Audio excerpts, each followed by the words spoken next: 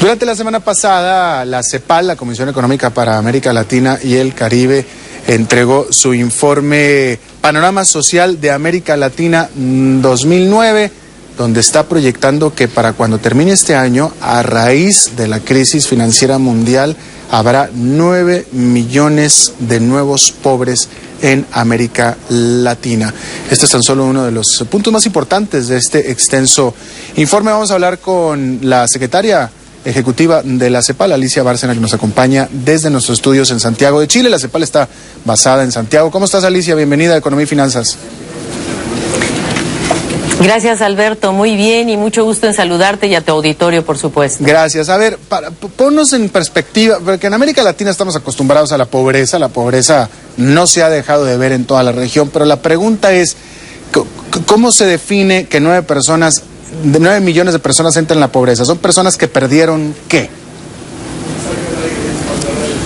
Bueno, básicamente de lo que se trata es que son personas que cayeron por debajo de lo que nosotros llamamos línea de pobreza, que se mide a partir del acceso que tienen las personas a la canasta básica alimentaria y algunos bienes básicos como es acceso a la vivienda, acceso a la escuela, a la salud, ese tipo de valores. Ese es 1.5, así lo medimos, y hemos visto que van a aumentar de 180 millones a 189 millones de pobres.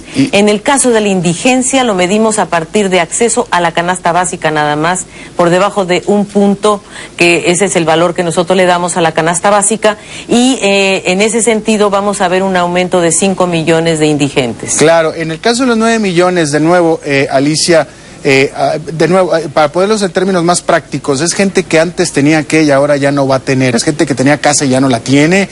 ¿O es gente que tenía educación y ya no va a poder acceder a ella? ¿De qué estamos hablando? Nosotros estamos hablando fundamentalmente de ingreso.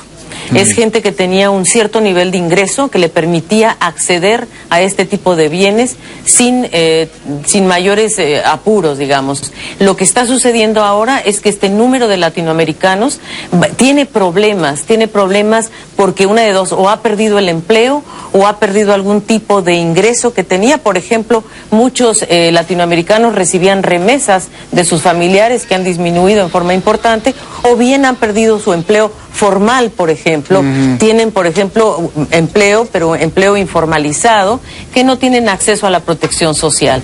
Nuestro informe detecta algo, sin embargo, Alberto, que sí vale la pena puntualizar. Creemos que la pobreza cayó mucho menos de lo que hubiéramos esperado en una crisis de esta magnitud, y cayó mucho menos por 4 razones fundamentales. Uno es que había más gasto público, es decir, los gobiernos han invertido en los pobres en los últimos 6 años, o incluso en la última década ha habido una voluntad política de invertir en los pobres. Segundo, hay una estructura demográfica a favor de la región, hay menos niños en los hogares, menos dependientes, y eso también actúa a favor. Y tercero, ha habido una mejora distributiva. Esto es muy importante porque lo que es más progresivo de todo es cuando hay menos distancia entre los ricos y los pobres. Y esto ha sido logrado fundamentalmente gracias a transferencias públicas que ha habido por parte de los gobiernos de nuestra región, que si bien en el último sexenio se manejaron muy bien fiscalmente y macroeconómicamente, cosa que hay que felicitar a nuestros gobiernos, también apuntaron en forma importante a crear una estructura social que los hiciera más resistentes a nuestros países. Ahora, dime una cosa, yo deduzco, no he leído el informe, pero deduzco que la mayoría de estos 9 millones de personas, o el porcentaje más grande de estas 9 millones de personas que pasaron a la pobreza, deben de estar en los países que más están sufriendo por esta recesión, empezando por México y de ahí inmediatamente hacia el sur en Centroamérica. Mira, 2 cosas muy importantes a puntualizar. Uno, que la pobreza tiene rostro de niño. Es decir, por cada pobre latinoamericano, 1.5 son niños. Y esta distribución de la pobreza en toda la región realmente no reconoce a los países tanto. Por ejemplo, la infantilización de la pobreza se da en países tan equitativos como Uruguay. Y también la pobreza tiene rostro de mujer. 1.2%, digamos, por encima de cada pobre, 1.2 son niños. Mujeres. Claro. Y aquí lo que tú me preguntas es, ¿a quién afectó más esta caída, digamos, o esta enorme aumento de la pobreza? Yo te diría que tiene varias aristas. Por un lado, afectó efectivamente a Centroamérica y México en gran medida por dos razones. A Centroamérica por el alza en los precios de los alimentos. En el 2008 eso fue un impacto muy fuerte para esta subregión, que son importadores netos de alimentos.